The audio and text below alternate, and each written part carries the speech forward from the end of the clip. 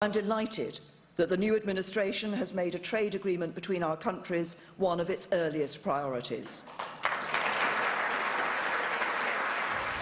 With me now, former special advisor to Margaret Thatcher and Nile Gardiner. Now, a lot of comparisons are being made to that relationship Margaret Thatcher had with Ronald Reagan.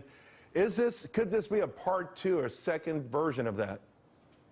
Well, it's certainly a great start, Charles, and I thought that Theresa May's speech today was a really superb speech. It strongly projected British leadership on the world stage, but also the power of the special relationship. And without a doubt, I think that, in some respects, Theresa May drew from Margaret Thatcher, Winston Churchill, Ronald Reagan.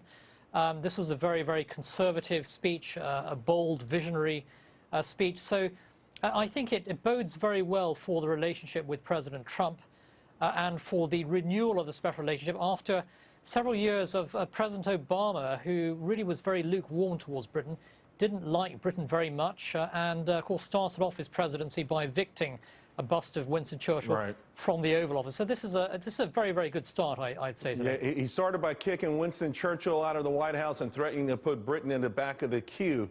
That's how he finished it. Was it also a cautionary speech in your mind? It's talking about Western leadership in the world. Of course, before America became the greatest power in the world, Great Britain was the greatest power in the world. Certainly over the next 50, 100 years, a lot of people think that it will be Asian countries that will supplant the West. And you got to believe Brexit, what's happening here in America and throughout Western Europe, is a reflection of a sense of urgency to find a way to make sure that that doesn't happen.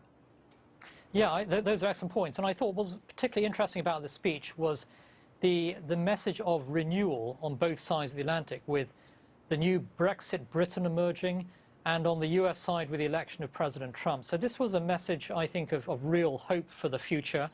There was a tremendous emphasis upon the importance of national sovereignty, self-determination, and I think that she sent a very, very clear signal that Britain is back following the Brexit referendum. Back as a powerful nation that is going to be a truly free nation outside of the European Union, and it's going to be a very powerful partner for the United States. So there was a lot of hope in the speech, while at the same time, of course, there's no room for complacency in the West with regard to rising powers in Asia and other parts of the world. But without a doubt, the US-UK special relationship is the beating heart of the free world. The world is far better off when America and Great Britain works together. Would you say maybe if there's going to be not necessarily friction, but certainly a difference of opinion, the speech she gave a week ago and this speech here, she is clearly something of a globalist. And listen, she wants to do a lot of business with China. She wants to do a lot of business in Asia. She talked even today about a certain special relationship that the UK has, and indeed they do, with India and with China. So whereas we're going to have a more combative relationship until we can get fair trade deals and things like that, it feels like she's going to be reaching out more than America will. Yeah, I think that, Theresa May, the British government, they firmly believe in expanding free trade on the world stage. And it's important to remember that as part of the European Union, Britain has had no power to negotiate its own free trade agreements. Come 2019, Britain is going to be a free country again. It can start implementing free trade deals. Hopefully that first deal will be with the United States. So I think it's a very, very positive outward-looking vision for Great Britain. After all, Britain has been a great free trading nation for hundreds and hundreds of years, up until the time it joined the European Union.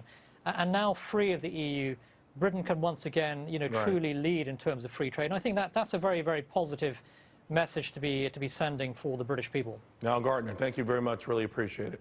My pleasure, Charles. Thank you. Well, fake news strikes again. Scientists join mainstream media and they say, guess what? We're this close to the world blowing up.